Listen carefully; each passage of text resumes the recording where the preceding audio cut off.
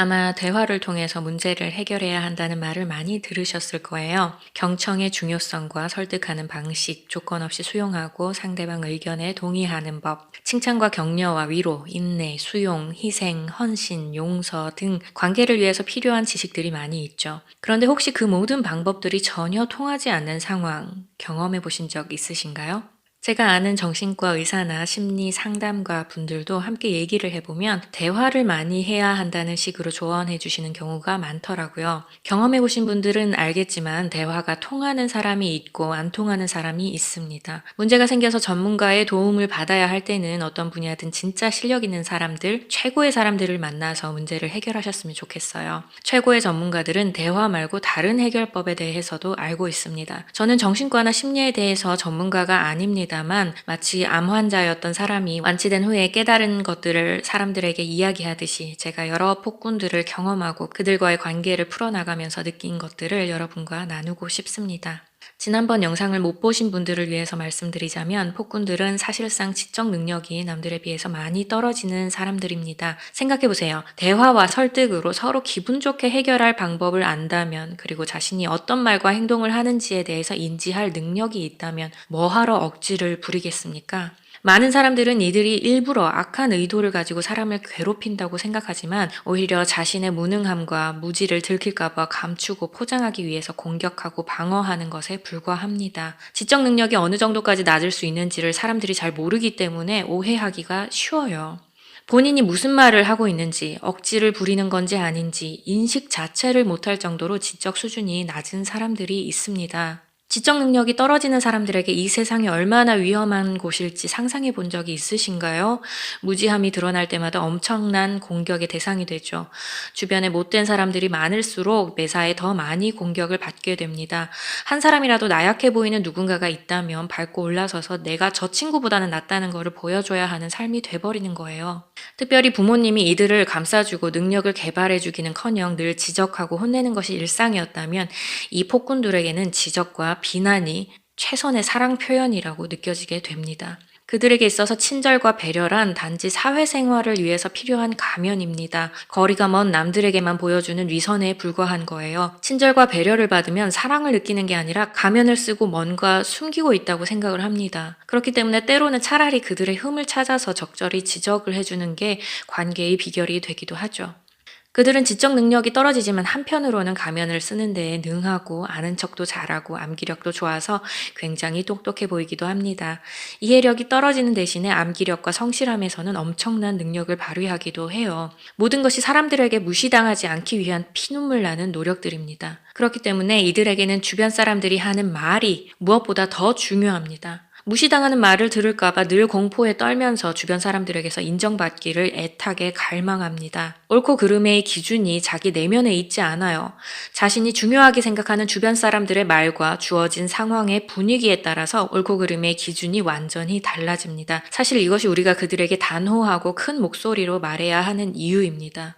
그들에게는 알맹이보다는 포장이 더 중요해요. 내용은 중요하지 않습니다.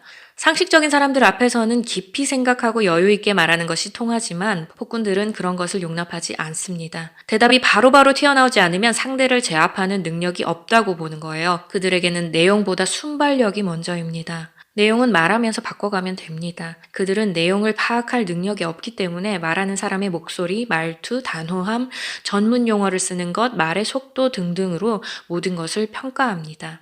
평소에 지혜롭고 선하게 사시는 분들은 뭔가 지적받는 걸 기분 나빠하지 않고 자신을 돌아보는 걸 좋아하는 경향이 있기 때문에 설사 상대방 지적이 잘못됐다 할지라도 스스로를 먼저 돌아보려는 태도가 몸에 배어 있어요. 사실은 그게 지성인의 태도죠. 그렇지만 폭군들은 그 태도를 나약한 태도이며 지는 태도라고 생각합니다. 그들은 공격과 방어, 이기는 것과 지는 것에만 관심이 있지 뭐가 옳고 그른지 무엇이 성숙한 사람의 태도인지에는 전혀 관심이 없습니다.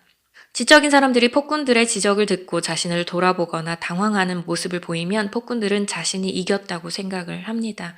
그리고 동시에 상대방을 패자로 간주하면서 무시하죠.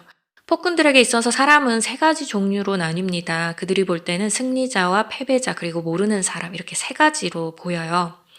그들 앞에서 승리자가 될 수 없다면 적어도 거리를 두고 모르는 사람이 되어야 합니다. 승리자에게는 별다른 이유 없이 충성하게 되고요. 패배자에게는 별다른 이유 없이 반박하고 깎아내리면서 무시하죠. 그들에게서 승리자로 평가받기 위해서는 어떻게 하면 될까요?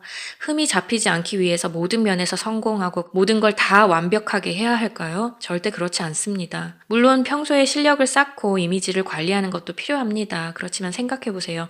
실력 없는 인간이 승자가 되기 위해 발버둥친 결과가 바로 폭군이에요. 승패의 기준은 결국 실력이나 완벽함이 아니란 말씀입니다. 내 기준이 아니라 그들 기준에서 강자가 되면 되는 거예요. 그렇다면 어떻게 해야 강자로 인식될 수 있을까요? 이 폭군들은요, 말이 되든 안 되든 끝까지 의견을 굽히지 않고 단호하게 밀고 나가는 것을 강하다고 생각합니다. 그리고 감정에 있어서 흔들림이 없이 자신을 끝까지 거절하는 사람을 승리자로 간주하고 그의 눈치를 보기 시작합니다. 대화나 설득 따위는 그저 의미 없는 형식이며 포장지에 불과해요. 그런데 당황하지 않고 순발력 있게 맞받아치고 단호하게 의견을 유지한다는 게 그렇게 쉽지는 않죠. 쉽지 않은 이유가 뭔지 가르쳐 드릴게요. 지적 수준이 높은 여러분들이 논리가 맞는 말을 하려다 보니까 그렇게 되는 거예요. 물론 논리가 필요할 때도 있습니다. 그러나 지금 우리는 폭군과의 싸움을 말하고 있습니다. 조금이라도 주저하는 모습을 보이면 상대는 자신이 이겼다고 생각하게 됩니다. 그들에게 논리 따위는 문제가 안 되고요. 일단은 논리를 떠나서 그럴듯한 문장이 되게만 말한다고 생각을 하세요. 이렇게 시작해서 연습을 하다 보면 나중에 논리도 장착할 수 있게 됩니다. 연습이 필요해요. 사람들의 말을 들으면서 속으로 대답할 말을 계속해서 연습을 해보시기 바랍니다. 사실 폭군들은 수십 년을 그 연습만 하고 산 사람들이에요. 늘 남을 공격하고 방어하는 방법을 생각해내느라 머릿속엔 남들의 흠과 주변에 대한 불만으로 가득 차 있습니다. 그래서 자신의 모습은 절대 보지 못하죠. 그 약점을 우리가 이용하는 겁니다. 대신에 평소에는 자잘한 칭찬을 한 번씩 해줄 필요가 있습니다. 칭찬이라면 사족을 못 쓰는 인간들이라서 여러분이 승자가 되어서 칭찬도 했다가 톡 쏘면서 반격도 했다가를 반복하면 자신들을 들었다 놨다 하는 매력 덩어리로 인식하게 될 겁니다.